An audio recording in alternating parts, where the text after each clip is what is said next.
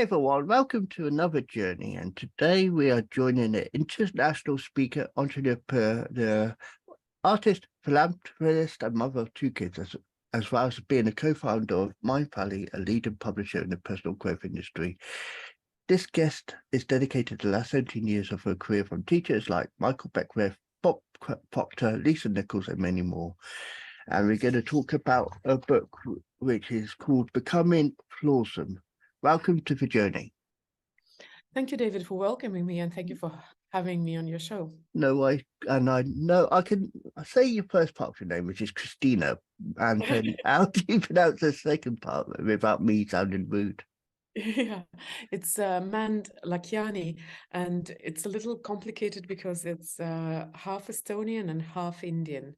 I like it because obviously cultures with surnames, it's like my surname, it comes from Ireland, but I'm not Irish.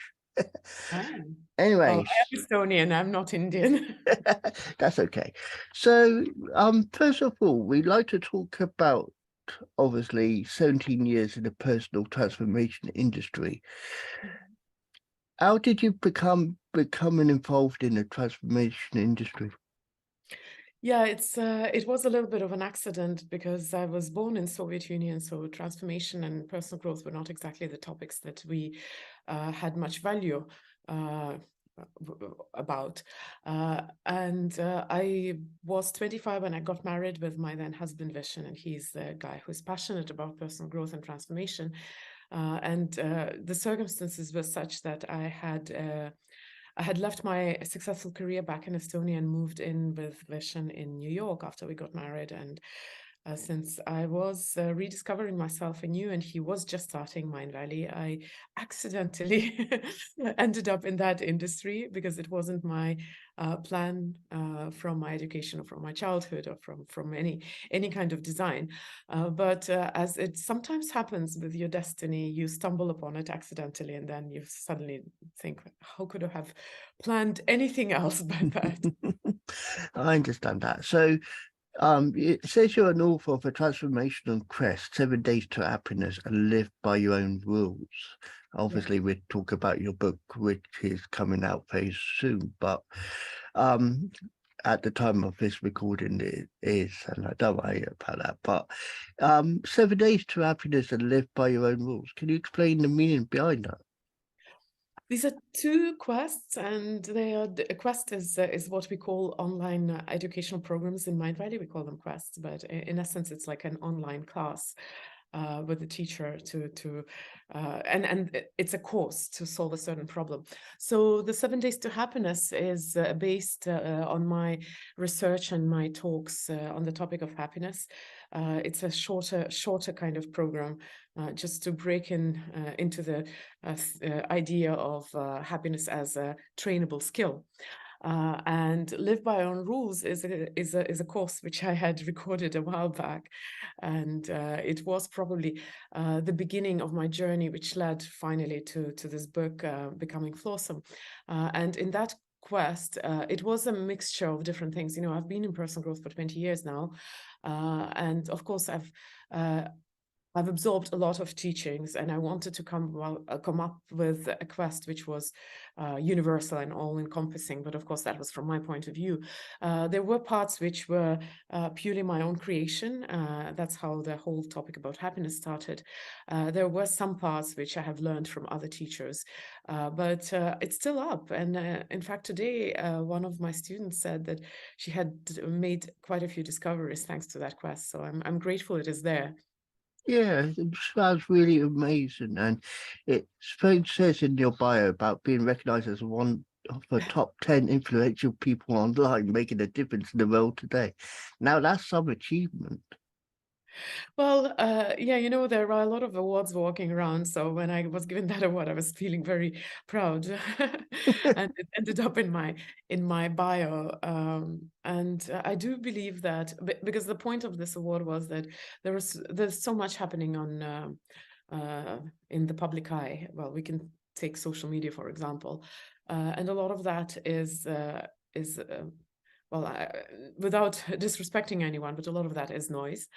Uh, And I guess what I do outwardly has a meaning, at least for me, and I hope that I don't add to the noise. In fact, when it comes to the book, there are, in our industry, in personal growth, I think there are millions of books published every year. If I might be a little bit off with the number, but I heard something like 13 million. That's a lot of information. And yeah, I think it is important to remember that whatever we are doing, we want to make a difference, or to make some kind of change happen. Yeah. And I guess that's what that award was about, that Mm. you share with some meaning. Yeah. Yeah, it's like you said about being noise in social media. I always class social media, and I took a back seat on some social medias now, because I always class it as like listening to white noise, what you used to listen to on the TV when you used to hear the white noise.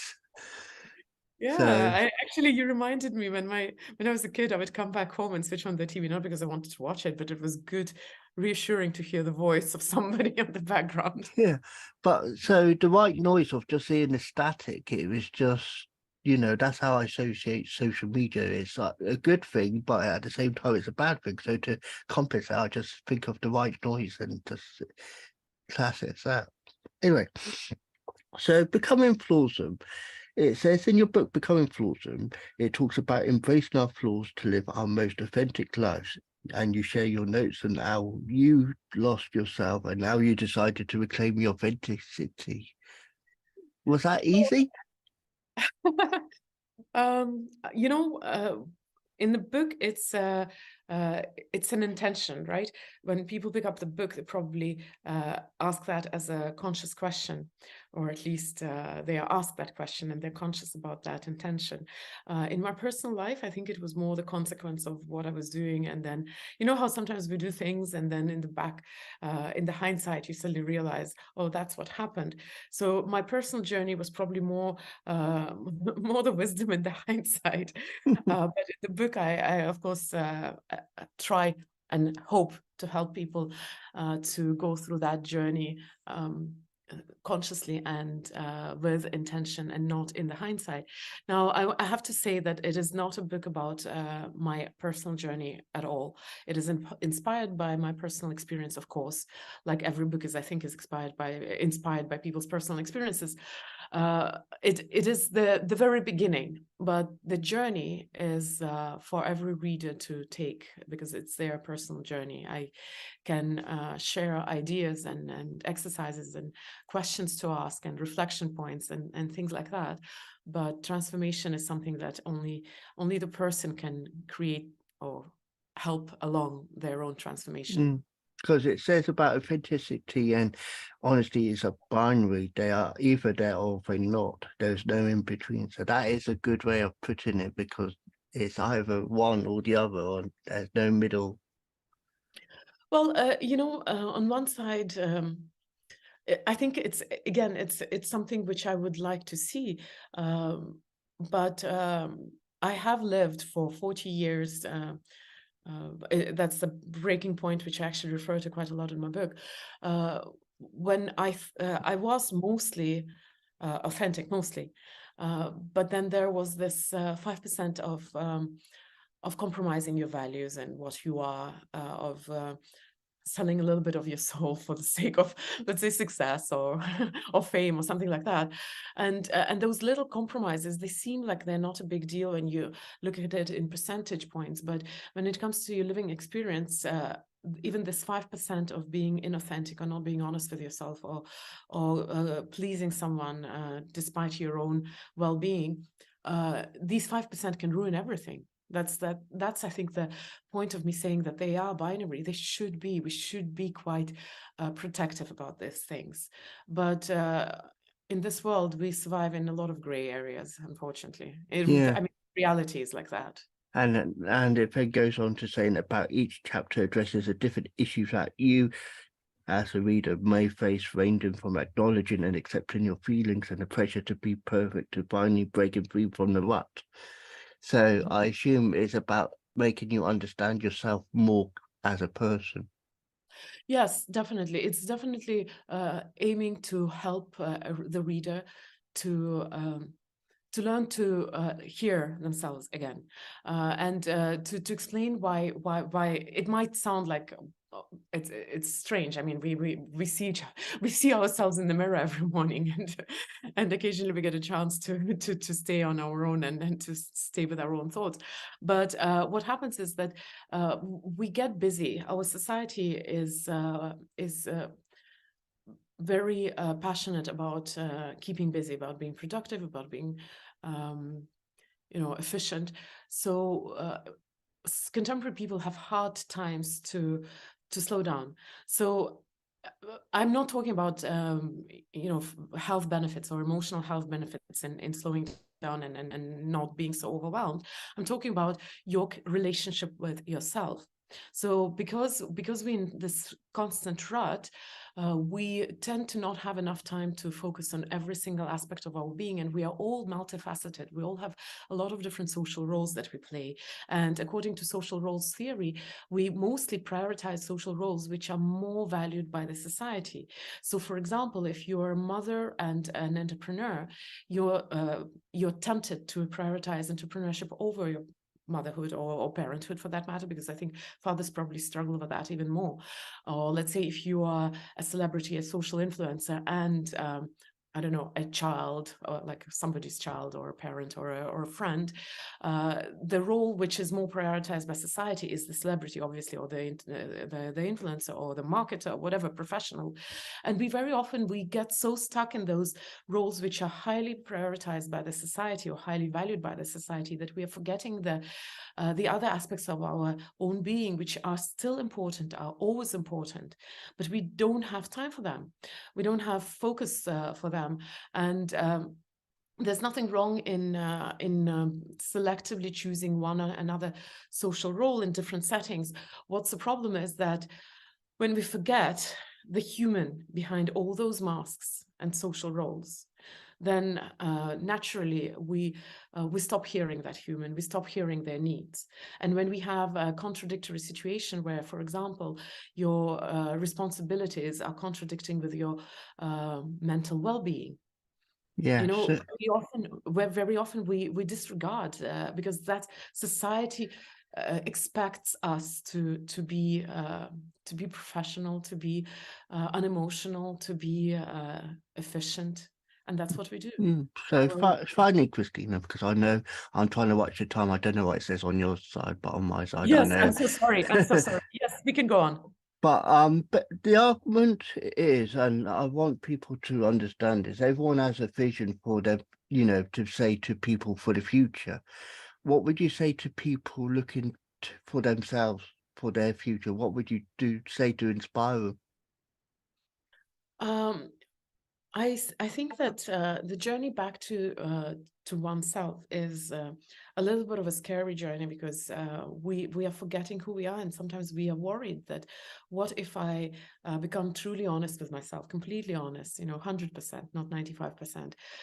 What if what I discover is going to be something that I can't accept? The perfectionism, the obsession with being being better, with constantly becoming better. What if what I discover is something that I can't accept about myself? What if that means that I will not be able to love myself? That's a scary realization. Another thing that people are very often afraid of when they embark on that journey is that their discoveries might push them to change something about their life, and we're so comfortable in the familiar. But what I want to put in your heart is that the easiest and the most enjoyable and the most meaningful way to live this life is to stick to what you are, to acknowledge what you are, to be friends with every single aspect of you, even the aspects which are hard and complicated, and to find strength in the things that maybe right now, before you know them, you're ashamed of or afraid of. Because wasting time on trying to be something which the society wants you to be, or you think the society wants you to be, is like taking away time from things that matter, time and effort. And finally, I believe your book will be on most books sites like Amazon and Barnes and Noble and places like that. It will be not just on the websites, it's going to be on the shelves of Barnes and Nobles and other big shops in US, bookshops in US. It will definitely be available online because I have a huge audience outside US, so we'll be selling it on our websites as well. Of course, you can buy it probably from the Amazon, not probably, quite likely, but I would encourage people to come to my own site because, of course, I will give one of my newest programs together with a book, which is not the case. And what is your website, quickly? Yeah, it's kristinamand.com/book. It's easy if you know how to spell my name, but my name is not easy to spell. And I'll make sure it is in the description, because I'm going to call this title of the podcast Flawesome, and then with your name, so people can see it in the description as well. Yes, Kristina, thank you for talking about your book today. Thank you for giving me this opportunity to share. It's a pleasure. No, thank you.